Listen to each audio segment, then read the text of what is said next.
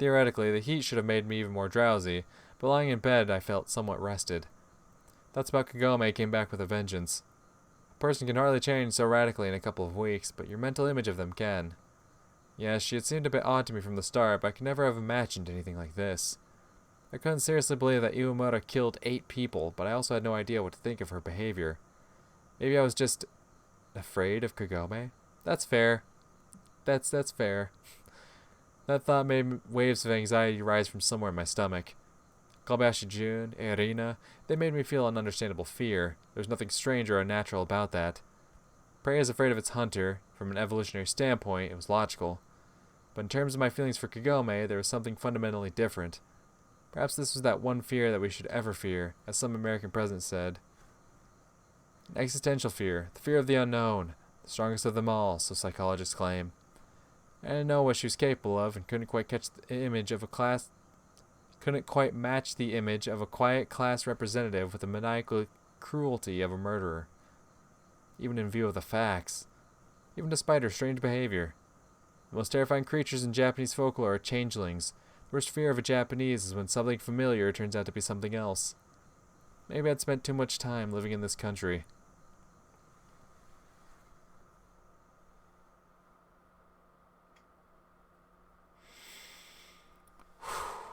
Oh boy. We are going places.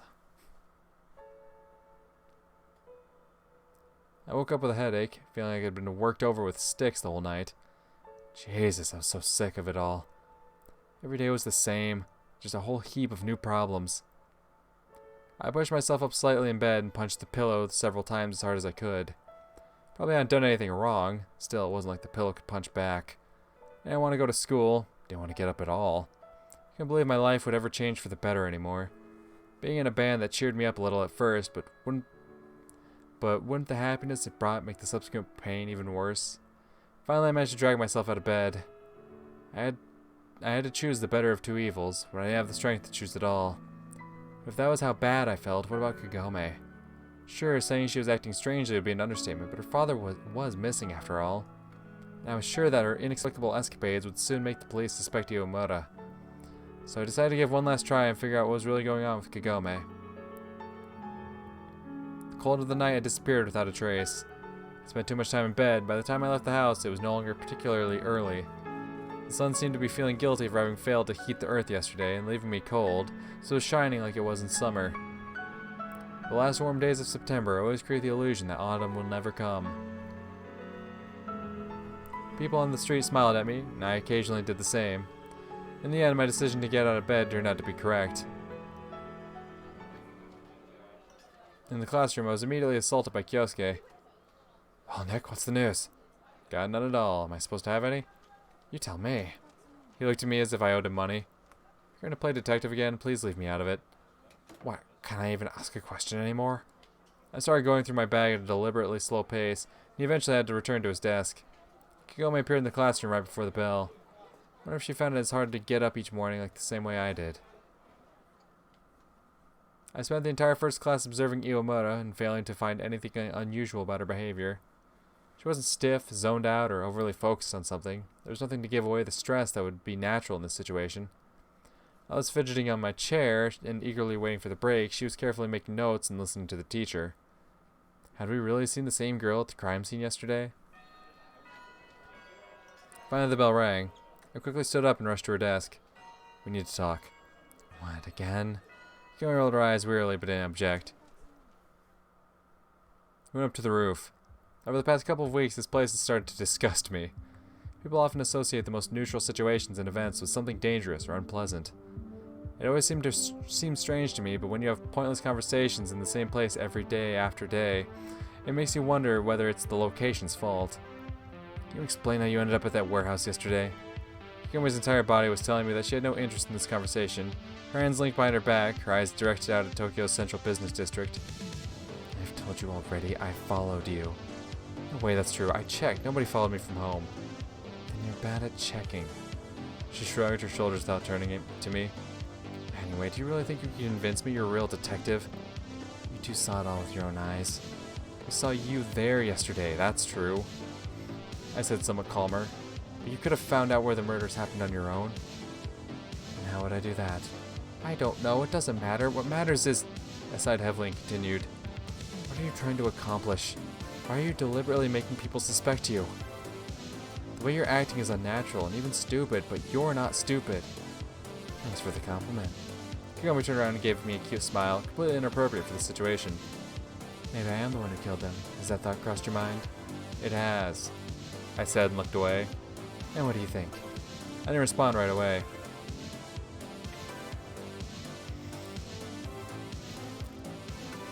Ooh. Ooh. Ooh. Oh. Oh. Oh, that's a spicy meatball. Oh.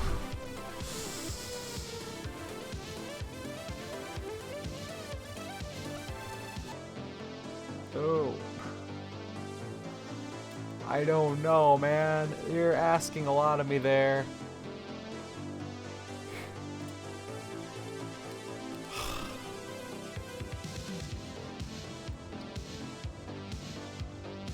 We know Kagome can kidnap people, alright? We know when she kidnaps people, she'll take them to that exact same warehouse, alright? We do. But would she go so far as murder?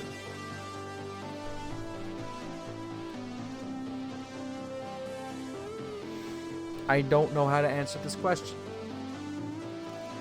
I know Kagome is not a perfect person. I know she's one of these, if the ends justify the means kind of people. Sure. I don't know how to answer this question, man.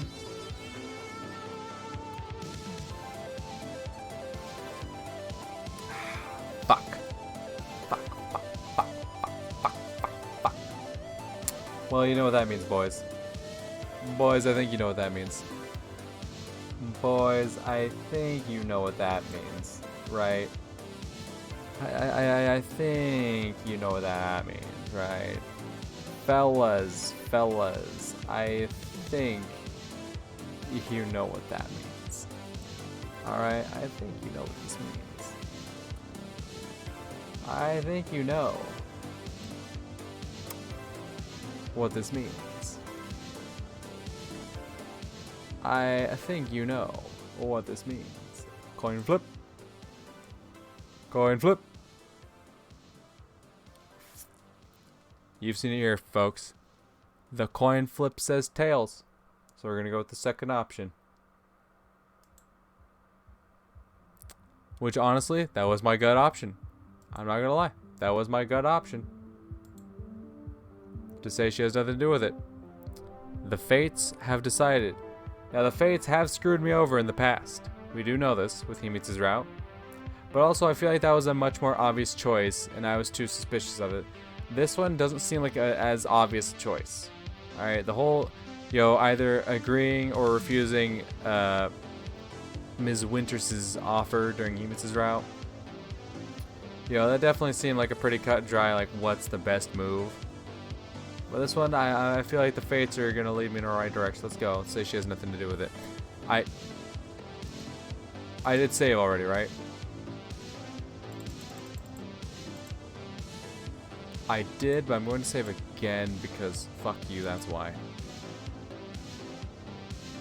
Alright, I'm going to go ahead and say it. You got nothing to do with it.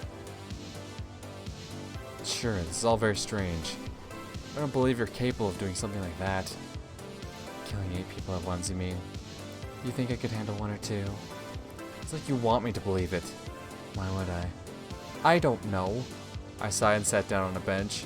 A few minutes of talking to her took as much energy as I imagined hours of parliamentary debates would. Why do you even care about them? You clearly weren't friends. People died. Students at our school. It could have been us, don't you understand? Excuse me. Don't you understand? For an instant, uncertainty and something else, imperceptible, well hidden, appeared on Kagome's face. Maybe a sense of guilt. But it wasn't the guilt of a repentant killer. What matters is that it's not you or Kobayashi they're suspecting. What does Ellie even have to do with it? You'd like to keep your darling out of all that, I understand. What? I'm glad you followed my advice. There's nothing between us. I just don't understand why you're even trying to drag her into this. The more you try to deny it. She made a face and gave me an angry look. You think I'm just being humble? Who would refuse? I still found it hard to say that I wouldn't mind deepening my relationship with Ellie.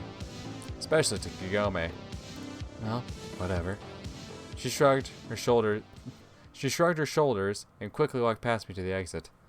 The conversation, just like every other before it, left me with nothing. But for some reason I was almost certain Kagome wasn't the murderer. Was it one imperceptible shift to the eyebrows, a twitch of the mouth, an elusive look that was enough? For me, maybe. Would it be enough for the police? I didn't talk to Kagome for the rest of the school day. Kyosuke would occasionally pester me with pointless chatter, but my thoughts were elsewhere. If it wasn't her, then who? The more I thought about it, the stronger the sense that the killings weren't random. I obviously couldn't just think that I was the focal point of everything happening around me. Couldn't make everything happening around me about myself, but it was also hard to believe that this case was just a coincidence. You win millions in the lottery, and the next day you meet a girl who falls in love with you at first sight. Catherine returns to Japan, and I find a written warning on my porch that very evening. 8 students at my school die, and there are more than enough ways to finish that sentence. I didn't want to think about some of them. Ellie was waiting for me at the school gate after classes, looking around impatiently. Ah, here, let's take a walk. I obediently followed her. When we had put some distance between ourselves and the school, Ellie turned around and started talking in an unusually serious tone. You know, I was thinking about our conversation the whole night, and I'd already realized what she was about to say. You told your grandfather everything? Well, or I started darting back and forth, and a guilty expression appeared on her face. You also said yesterday... I didn't say that. I exploded. But you... Sure, I hadn't told her to not say anything for the umpteenth time, but you could hardly take that as a call to action. What exactly did you tell him? It took some effort to calm down. Nothing much, really. Ellie suddenly grew very angry. My friends were killed, remember? I told him one of the girls at our school had problems with them. More like the other way around. They had problems with Kagome. And that she's acting weird. And of course, you very prudently didn't mention the part where we met Iwamura in that warehouse. Yes. Ellie replied quietly and puckered her lips. The only reason my grandpa should know where I was yesterday. Uh-huh. I smirked sadly. What now? You're gonna say it's my fault? No, it's not, but you've probably written Kagome a death sentence. I'm trying to make my grandfather look like some cold-blooded cutthroat again. Do you really think he hasn't broken the law at least once in his life? Who was I protecting? Kagome? Was I hoping to incriminate Kobayashi Jun, who was most likely to blame for my parents' death? And do that in a conversation with Ellie? She kept silent for quite a while. I'm sure she is in no danger. Then why tell him in the first place? Because... I wrapped her arms around herself and made such a plaintive plaintive,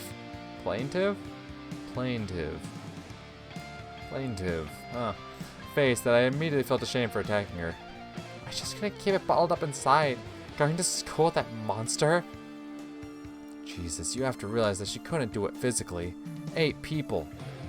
You saw her yourself in the crime scene yesterday. Does an innocent person look like that? Do they act like that? That was a difficult statement to counter.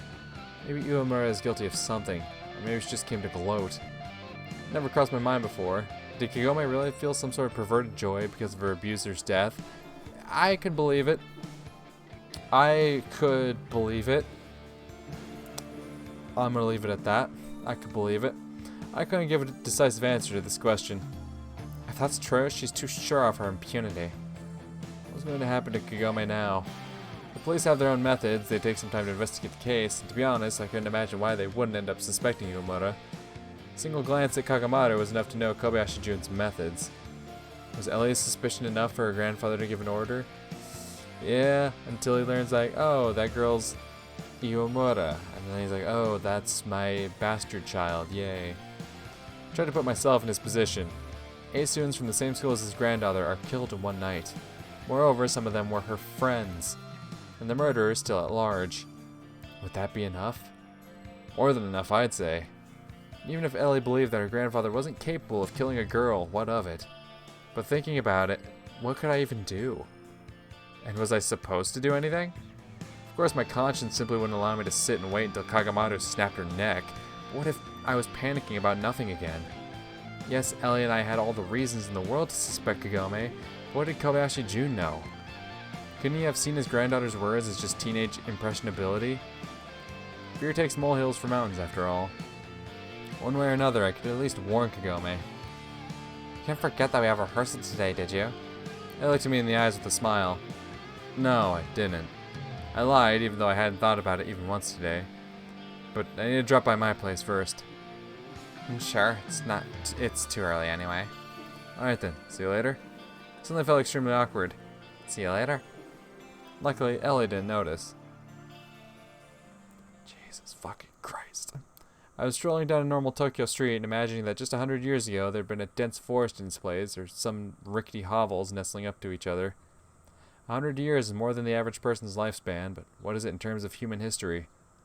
If there really had been trees here, they could have been several hundred years old. In that case, 1,000 and 10,000 years ago, there used to be wild nature here, just like everywhere on the earth. What would happen in another 100 years then? Would this place become a spaceport instead? Not that any of us would live long enough to see it. Meanwhile, Kagome had a real chance not to live to see tomorrow. Ooh. Ooh. Fuck. God damn. They're really hitting me with the hard balls this time around. They are really hitting me with hardball after hardball. What is the proper play? I doth not know. Shit. Like, obviously the good guy thing to do, right, would be to warn Kagome, but when you go down Kagome's route and you know what you know about her, she's not actually that much danger. I wouldn't suspect. Because, like, back when Ellie was kidnapped, they let Kagome go. Even though Ellie would have absolutely leaked the fact that Kagome was involved. But that was kidnapping, no one actually died. Like, death brings a lot more severity to do it, right? Oh, I don't know. Oh, I don't know. Oh, I don't know. Oh, I don't know. Ooh, I don't know. And you know what, folks? Because I don't know, I can't believe we have to revisit the Fates this many times in like 5 minutes. But I think it's time to revisit the Fates. The Fates. What do you say?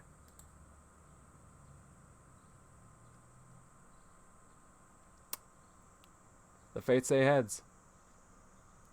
The Fates say heads. That means it's time to warn Kagome.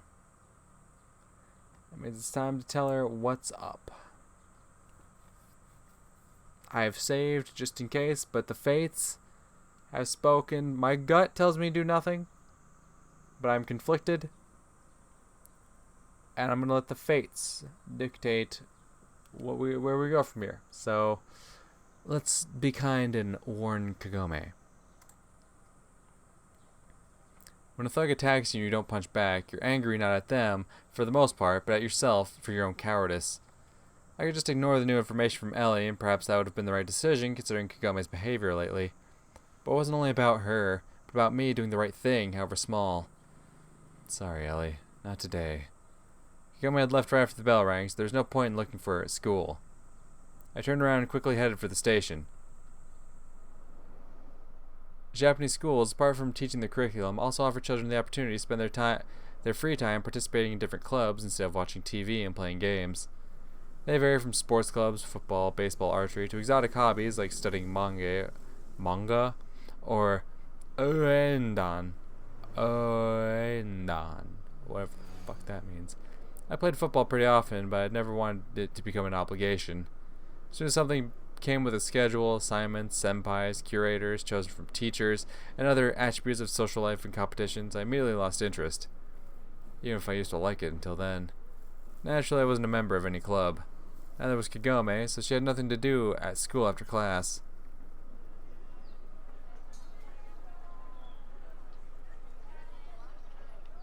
I'm gonna save. You know what? I'm gonna save. This seems like I can't words. This seems like a too Kagome centric choice we've made. Like it's sounds like he abandoned the rehearsal. And that's not what I want. I thought he was gonna call her on the phone. I thought that's what he was gonna do. He was gonna ring. Like, yeah, his phone's probably tapped, absolutely. But like, I figured, ring progress, so he let her know what's up. I misunderstood where these options were gonna go. I want to go to the rehearsal. So I'm thinking we do nothing. No, those were just my assumptions. Imagine Kagome's probable reaction, her perpetually annoyed face, and caustic remarks. Take your own way out. When I arrived home, I got the sense I came too early. Gross. It was like in elementary school when they let you go early, yet the clock was stubbornly saying I had to get ready for our rehearsal. Not that there was much time to prepare, only myself, morally. I made some tea and several sandwiches and slowly ate them in front of the TV. I took a freshly ironed, by Himitsu, shirt out of the wardrobe, tried it on, and sighed. Our last meeting hadn't ended the way I wanted to at all. Just recently, Himitsu had believed I could have nothing to do with Kobayashi Ellie, oh, fucking God. I can't talk. And then there she was at my place in this very kitchen. Besides, now we were playing in the same band. Not that she had to know that for the time being. The time passed slowly, even more so since I was checking it every 2 minutes. But anyway, it's bound to end at some point. I came to the rehearsal half an hour early again, but I wasn't the first to arrive. Tokyo Rider! Tokyo Rider was standing behind the synthesizer playing some synth pop. It sounded very futuristic. Hey. He noticed me and gave me a slight nod, keeping his attention on the instrument. Listen, I've wanted to ask you for a while, what do you actually do in life? He finally tore himself... Oh, God, I love those eyes, buddy. He finally tore himself away from the keys and gave me a sly glance over his glasses. I'm not dancing to the corporate tune, if that's what you mean. What, can you really make a living playing music? Everything is possible if you put in enough effort. And if you're lucky. He added slyly. Ishida's and Mitsuyoshi's entrance meant we couldn't continue our thrilling conversation. Hi, Nick. Hey there. Good afternoon.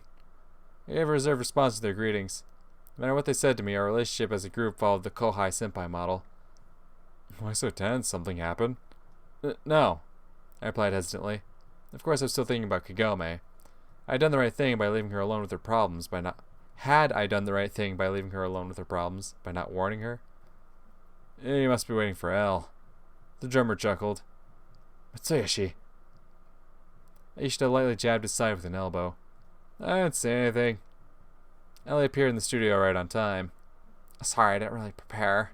She ran into the room, and before even catching her breath, started apologizing. Yesterday was a terrible day. Ellie looked at me furtively. Well, let's begin. Ooh, nice. But seeing the way she was playing and singing, I would never have said she didn't prepare. As for me, an extra day of rehearsing on my own clearly hadn't been enough. I was constantly making mistakes with the new songs, especially at first. Several times I had to start over because I'd lost the rhythm or forgot what I had to play. Nick, are you alright? That was a pretty stupid question. No, I wasn't. I didn't think it was a good idea to talk about it in front of the other band members. I tried to keep calm on the outside. Just a bit nervous. Tempe, look at me. I'm not nervous at all. Ah, yeah. It would sound like mockery, but I knew that Ellie didn't actually want to upset me. It was just her personality, or so I kept telling myself. But her ability to instantly switch track from one problem to another wasn't just admirable, but also annoying and a little scary. Jealousy? That was probably too simple an explanation, overlooking too many details. After about an hour, I finally relaxed a bit and found myself playing much better. Just then, one of the strings on my bass snapped. Ugh. God damn it. I gripped my teeth. Oh, sorry, I should have checked the bass. No one's played it for a while. Ishida immediately jumped to me, making a face like he'd just run over a pedestrian on a crosswalk. It's alright. I'll restring it, okay? I was ashamed to acknowledge it, but I couldn't do that myself. Thank you. I gave him the guitar. I say a broken string, it's good fortune. Ellie walked over to us and stood next to me. Really? Nope, I just made that up. She laughed and I found myself offended. You know, I'm not really in the mood for jokes today. I added in a lower voice. And I think you know why. Sorry, didn't want to upset you. Not upset at all. Except maybe with myself. I made a gesture to step aside so the others wouldn't hear our conversation. So you're still worried about that maniac? I'm not worried about her. Ishida noted my sigh, turning away from the guitar and looking at us perplexed. Those who don't oppose evil condone it, don't they? And of course, in your world, all evil is personified by my grandfather. No. Alright, sorry. Shouldn't have even started. Nick, wait. I ignored her and went back to Ishida. Look, can you teach me to restring this? Sure thing. He gave me a wide smile in response. When the practice was over, the sun had already gone down. I didn't have any instruments or equipment to pack, so I quickly said goodbye to everyone and left the studio. Ellie caught up with me after about half a minute. Nick, where are you running off to so suddenly? Nowhere. Home. I stopped and looked at her wearily. I would prefer to spend the rest of the day alone. So you're upset after all? I'm just tired. I haven't slept properly for a while. I'm going to collapse into bed as soon as I'm home. I lied, even though I didn't want to sleep at all. Oh, okay then. Bye. I'll see you tomorrow. She said reluctantly. As soon as I came home, I went to bed with a book, another science fiction novel. I don't know if that... That's the thing. I don't know what the right choice is. I just don't know. That was a tough one. And honestly, I ignored the fates. I did. Alright, I did.